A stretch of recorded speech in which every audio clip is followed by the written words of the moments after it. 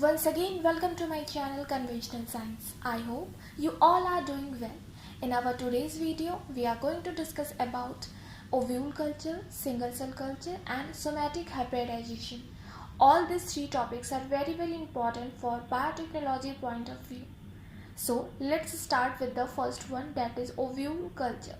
So, ovule culture is actually used when there is a distortion of embryos in the early stages. It is a very easy technique as it doesn't require any skill level and high technology. Ovules can be easily excised from the ovary and cultured on any basal medium. It is also seen that the addition of fruit and vegetable juice increases the initial growth of hybrid plants, which is going to raise up through the technology of ovule culture. Advantages, as you see, is that the ovule culture prevent the loss of hybrid embryo due to primitive abscission of fruits. Here, the word abscission means the natural detachment of parts of a plant. So the fruits which is detached from the plant naturally can also be used for the isolation of ovule, and that ovule is then used for raising hybrid plants by the technique of ovule culture. So that's all about ovule culture. Next is single cell culture. The single cell culture is the most widely used technique in the tissue culture. The basic principle of single cell culture is that there is isolation of large number of intact living cells first, and then they are cultured on a suitable nutrient medium for their required growth and development. The single cells which are used for performing the single cell culture technique can be isolated from a variety of tissues and organs, as well as from callus culture and cell suspension culture we already discussed. There are basically three techniques are used for the culturing of single cells. These are filter paper raft nurse tissue technique, microchamber technique and Bergman plating technique. Among all these three types of technique, the most widely used and important one is Bergman plating technique. Now understand all these three type of techniques one by one. Let's start with the first one, that is filter paper raft nurse tissue technique. In this technique, firstly, small pieces of sterile filter papers are established on callus culture. After some time, we see that they get wet, which clearly indicates that the callus tissue supplies the nutrient to the single cell. After some time, the cells starts dividing and form colonies. Then these colonies can be isolated and cultured. Then the next technique, that is microchamber technique. In this technique, a microscopic slide or cover slip can be used to create a microchamber.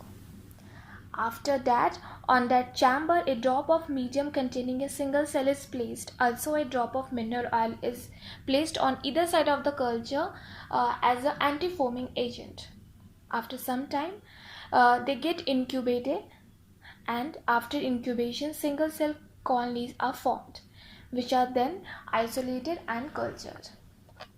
And then the last but the most important one, Bergman plating technique. This technique was developed by Bergman in the year 1960. In this technique, the cell suspension is filtered through a sieve to obtain cells in the filtrate. The free cells are suspended in a dense liquid medium. Now, equal volumes of melted agar and medium containing cells are mixed. Then that mixture, which contain agar medium with single cells, is poured and is spread in a petri dishes for their even distribution.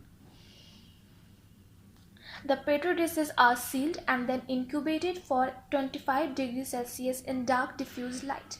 After some time, the single cells divide and develop into clones or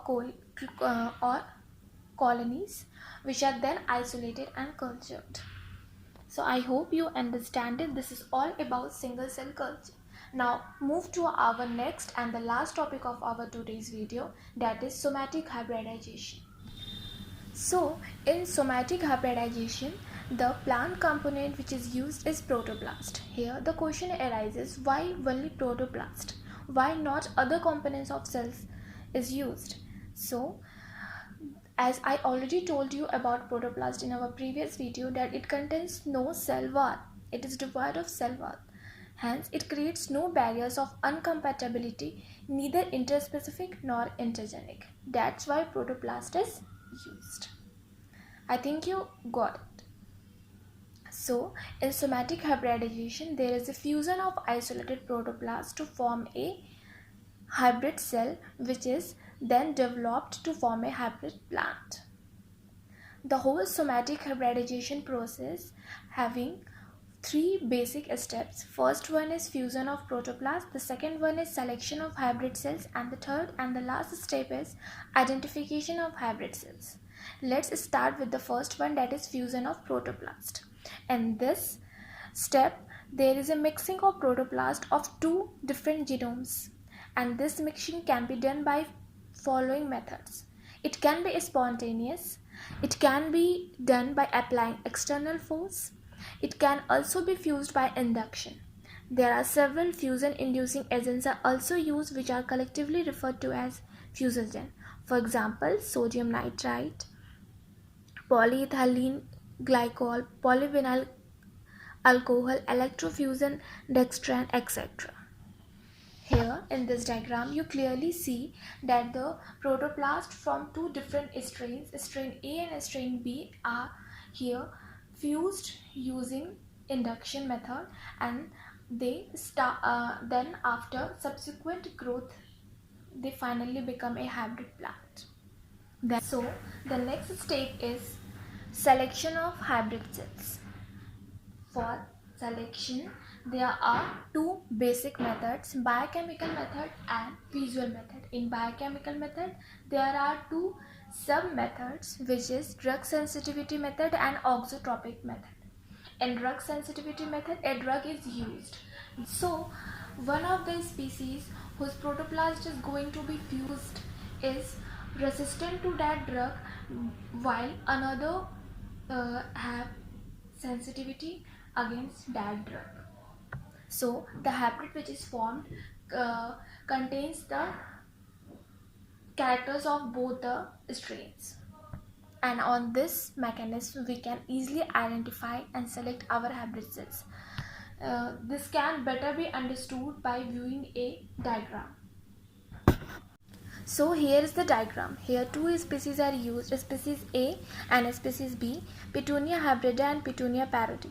One of the species is resistant to the drug and another one is sensitive. Then the protoplast from both of them is isolated and fused. In the medium where the fusion occurs is supplemented with actomycin D, which is our required drug.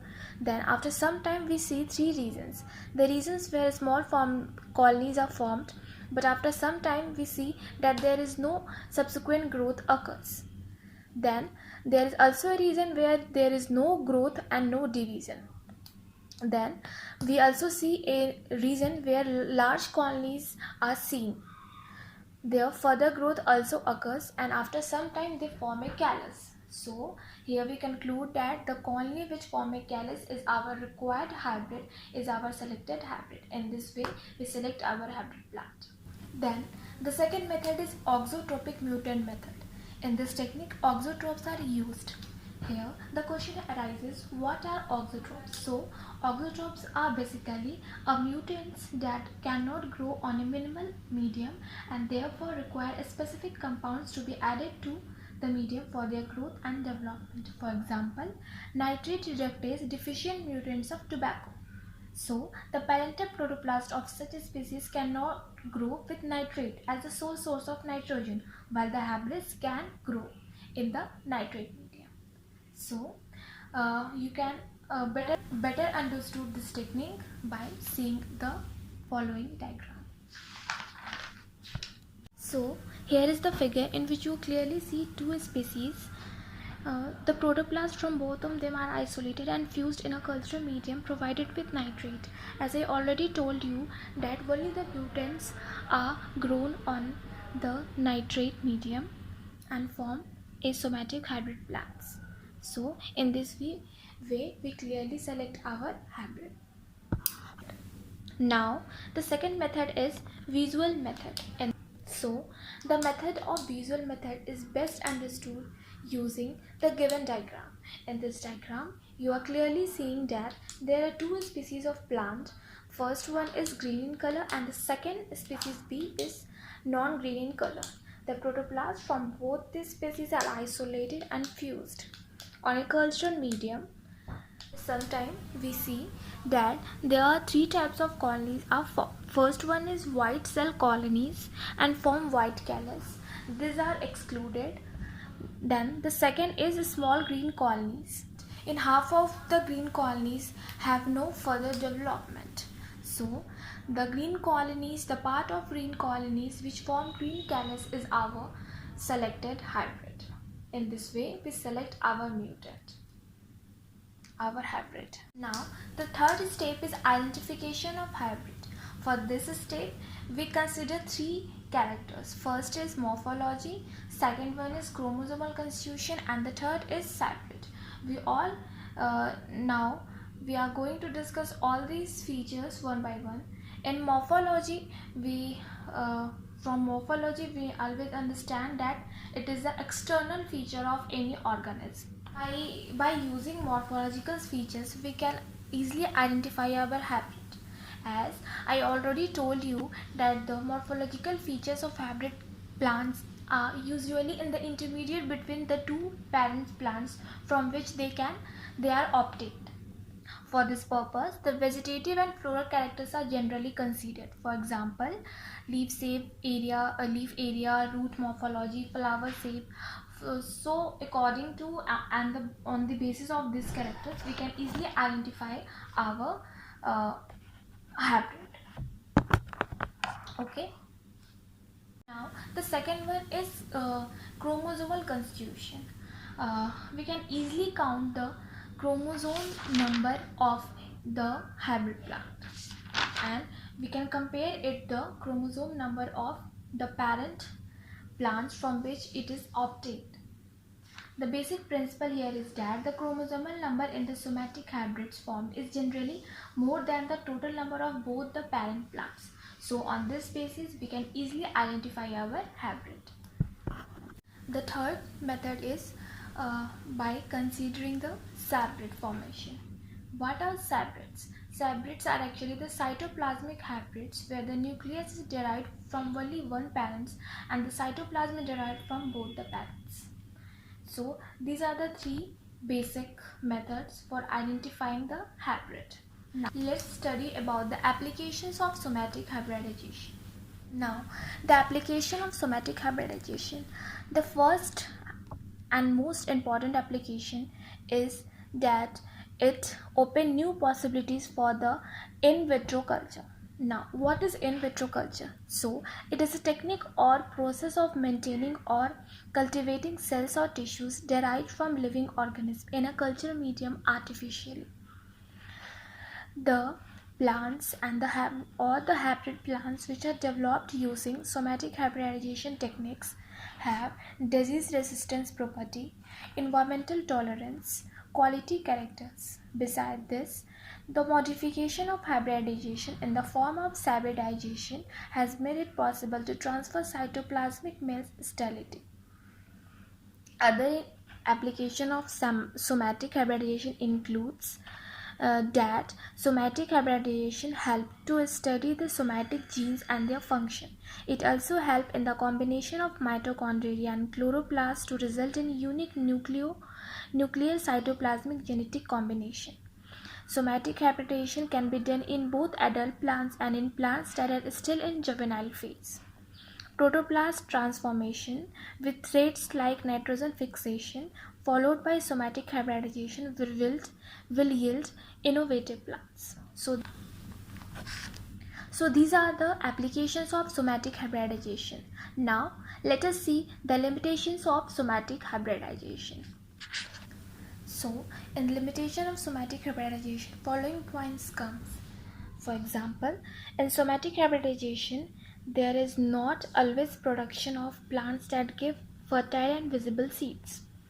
Protoplast culture is frequently associated with genetic instability. There are limitations in the selection methods of hybrid as many of them are not efficient. There is no certainty as regards the expression of any specific character in somatic hybridization. Protoplast fusion between different species genus is not easy, but the production of viable somatic hybrid is not possible in all instances.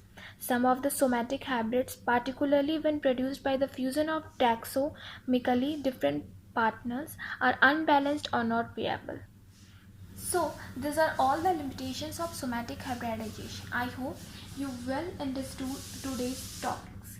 If you have any doubt, you can ask in comment box. If you found my video useful, then please like, share and subscribe. Guys, I need your support. Please do follow my Instagram page Conventional Science for getting the latest update of my videos on my channel. Please guys, I need your support. Do follow me.